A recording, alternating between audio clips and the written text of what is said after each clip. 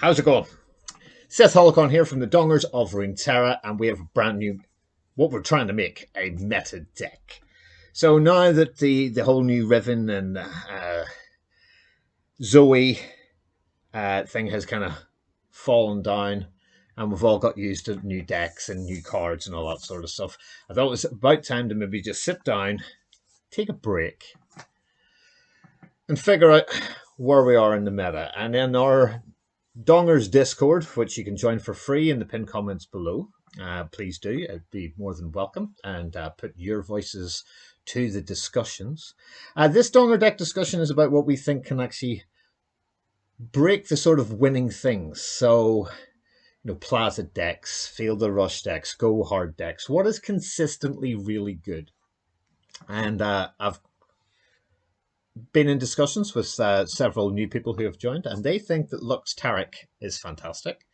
They've shared their decks, and this is me sharing my deck back. So Lux Taric. So obviously we are in Demacia and Targon, and we have 17 spells. Now the reason we're slightly over I normally go 12, 16. 17 is because we are in a Taric deck, and we need things to be bumping Taric up to help along. But even without Taric, this deck can do really well with Lux, and Lux is excellent. Always has been. Fatal Blow is excellent. Just everything about Demacia at the minute, especially with Plaza, is excellent.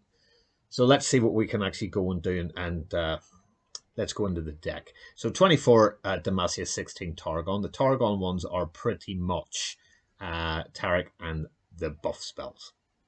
And that's pretty much what we're getting. So let's go into the two champions first. So Taric, support. Give me and my supported ally tough this round. So that's a bit like Plaza. That's kind of good. Copy the last spell you cast onto me, onto that ally. Can't be copied again. Once you've targeted or supported allies 7 times, levels, and then you're pretty much invincible. Look at Taric. I might actually make that beautiful picture the thumbnail for this video, because that is fabulous. And Lux costs 6. When you cast 6 plus mana of spells, levels up, you get a final spark. That is free, deals 40 an enemy, it's overwhelmed, so it does it into the Nexus. And then you are pretty good. And any other 6 cost mana spells creates a final spark in hand. So if we can create a lot of spells, which we're going to do because we're with Taric, these two seem to blend together very, very nicely. Let me go into the deck. And we're going to start off with Mage, Seeker, Conservator. Why? Well, he's a last breath. And you create in hand a 6+ cost spell from a region other than Demacia. I don't care what it is, we're going to drop it anyway. Especially when we've got Lux, that will level her up, and we are running 3 Mage Seekers. That's pretty cool and groovy. Also in the 1-drop, we're going to run 2 Solari Soldiers. These things are excellent chump blockers. If you're playing a big deck, so it's like Aesol decks, Trundle decks, Trindlemere decks, big things that need to try and ramp up as quickly as they can to get them out. This guy is a 3/3 bang. It's 20 to 17 if you're attacking on odds, but we're only running 2 of those. And the reason we're only running 2 of those is because we need some spells that are excellent, and Pale Cascade is an excellent spell. Play it second, you draw a card. If not, you're still giving an ally 2/1 this round, and essentially you will be wanting to put these on Taric to bump him up, because then if you have something else out, that person also gets 2/1 this round, and they both get tough. Single combat as 3 of, because we're in Demacia. This can take out a troublesome unit. It's pretty decent, especially when we get down to the 5 and we have a Radiant Guardian. You can kill something off and then drop the Radiant Guardian, so you're getting the life steal the round you attack, instead of attacking and not getting any lifesteal and having to wait until the next turn. That's the single reason why we are running 3 single combats, other than the fact that it's a really good spell for 2 at fast speed. That's pretty good. Pale Cascade is burst. This can be stopped. If they stop it, they stop it. Solari Shieldbreaker, this one we're running 3 of. This is pretty much where you want to be in your 2s. It's an only unit that we've got for 2. Comes out as a 3/6. This can take out fearsome spiders with 3/2. Can kill off Elise. Can kill off Twisted Fate. It can do so much. This deck does an awful lot. An awful lot. And the Shield Bearer is a great unit. So sticks around the first one, sticks around for the next one. You can maybe trade a third time. It's a good card. As is Laurent Protege. Now, Laurent Protege is fantastic. Like, really, really, really good. A 2/4 Challenger in Demacia is great, and I've kind of put a couple of Challenger units in here to allow our bigger units, especially when you've leveled up Taric, which is really, really easy in this deck. Really, really easy. You can pull a unit away, almost destroying your Protege instantly, but it allows a ton of damage to go through.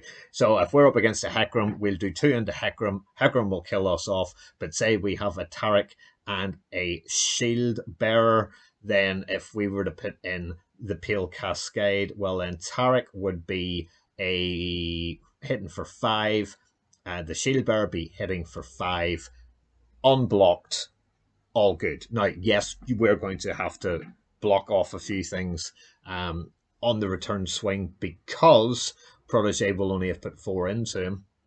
But if you have another Pale Cascade or whatever, and there are other spells in here to help out, you've done half the damage in one turn. That's pretty fantastic.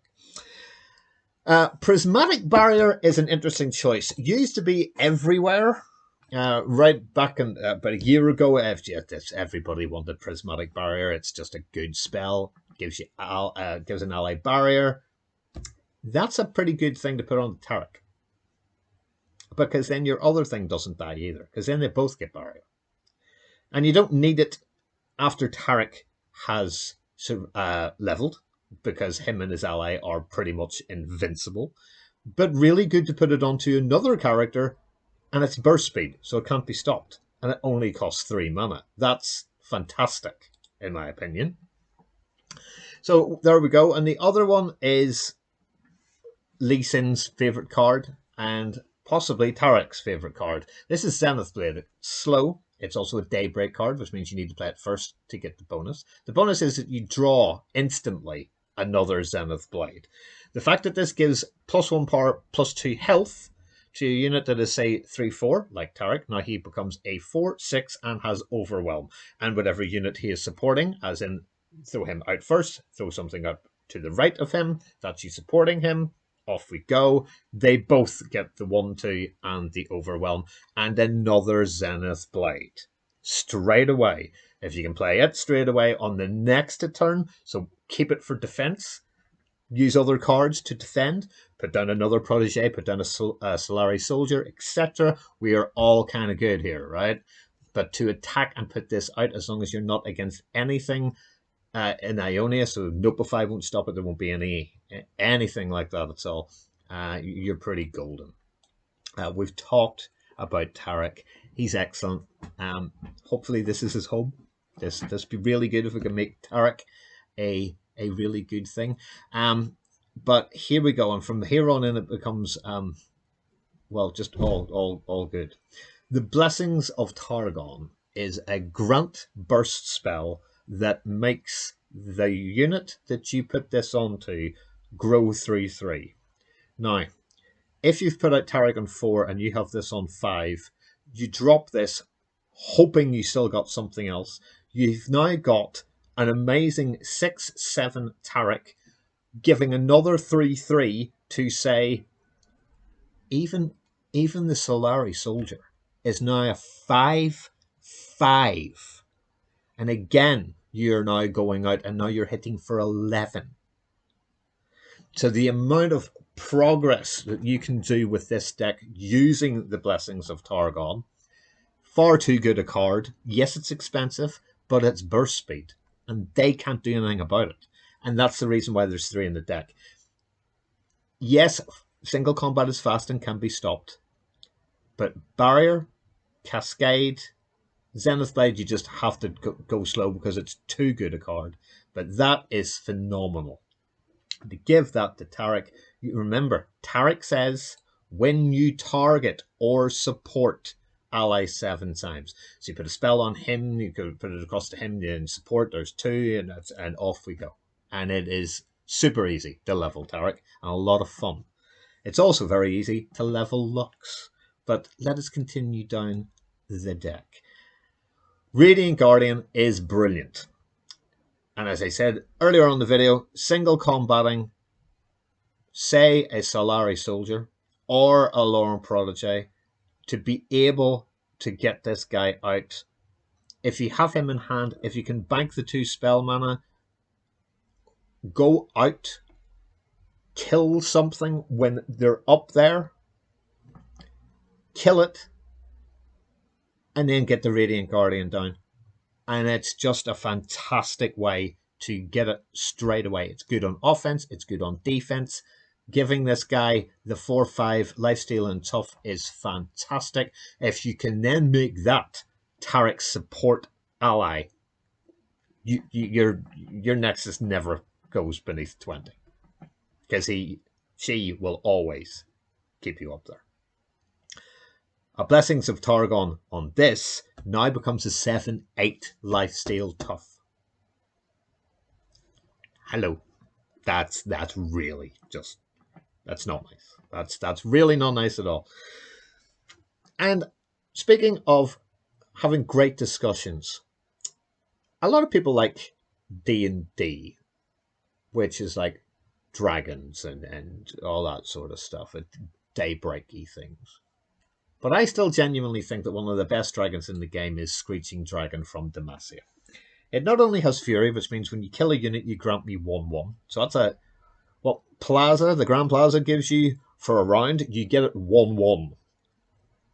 So now this becomes like a 5/5, which is fantastic. But it's also got Challenger. As I said, we had another Challenger in here, and things like Plaza Scouts and things like Hecarim Lucian are using the Challenger to really, really good effect.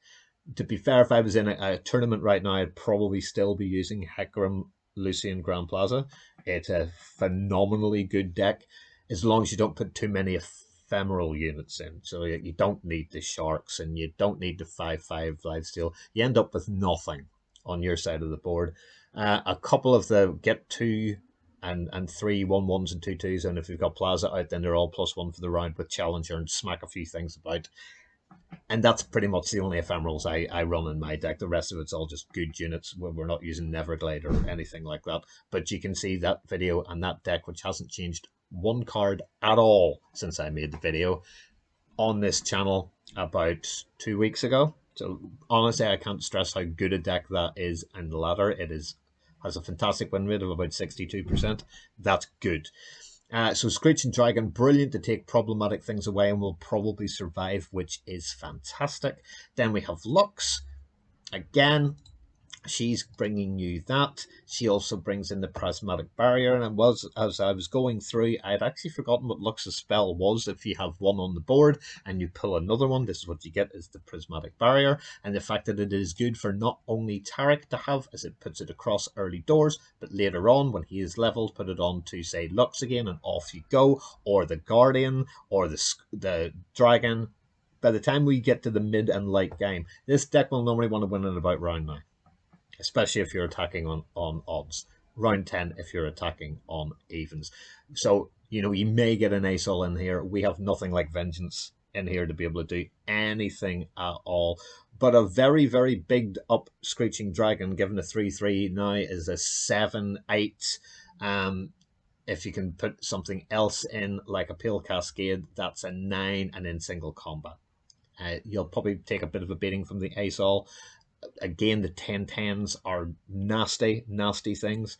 But as this keeps increasing from round 5, if you can get it out, if you don't have a Radiant Guardian, you've got either one of these are fantastic to put in. Lux, you want to be playing on attack with Barrier, because she comes down with Barrier, hence her Prismatic Barrier champion spell. And the last one always gives you an out. Not only is this a 6-cost spell which can level Lux instantly, it also allows you to get a random 5-cost follower from Demacia on round 3. This is a very good start, as most of the 5-cost followers from Demacia are huge. You know, that's one, for instance. So that, even if you don't get the lifesteal on top, it's still a 4 or 5 unit on round 3. Or another 4 or 5 unit on round 3. That'll allow you to stabilize the board a little bit and try your best. Remember, there's also the Moose with Scout. There's the Cavalry. There's a lot of really good cards in there. And Remembrance, as I say, will be able to, like, no matter what champion you're up against, stabilize you in the early game to take you into the mid game, which is like rounds 4 to 6, and then round 7 on is the late game. This, if you've got nothing that you can play. But Remembrance, keep the Remembrance in. Even if you get a Solari Shield Bearer the next turn, within the first 3, don't. Keep it for the following turns, and that's how you're going to bump up your board. Here is what I would like in an ideal world. If I could take cards that I'd want, I would want 1 Remembrance. I would want 1 Taric. I would want 1 Shield Bearer. And I would want 1 Zenith Blade. That would be my ideal starting hand. You don't really need to go first or second. Taking your time with this deck pays dividends. It is not an aggro deck, it's a mid-range control deck. But by the time you get to round 8 or 9, this deck shines like a light. Just like Daybreak. My name is Seth Holocron. Thank you so much for watching. Hope you enjoy that deck code in the pinned comments. Thank you for spending a quarter of an hour with me talking about why I think Lux and Taric can actually be meta in patch 1.16. Thanks for watching. Till the next one. Dongers out.